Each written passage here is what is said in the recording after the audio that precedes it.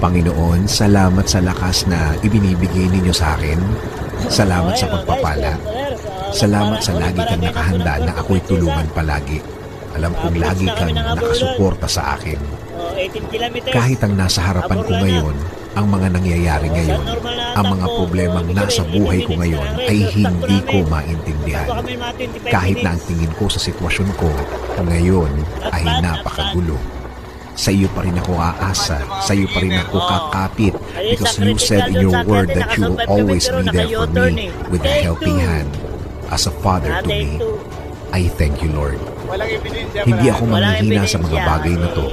Hindi ako mawawala ng loob, hindi ako matatakot dahil naniniwala ako na lagi kang andyan para ako ay sagipin sa mga problemadong araw tulad ng mga nararanasan ko, Panginoon.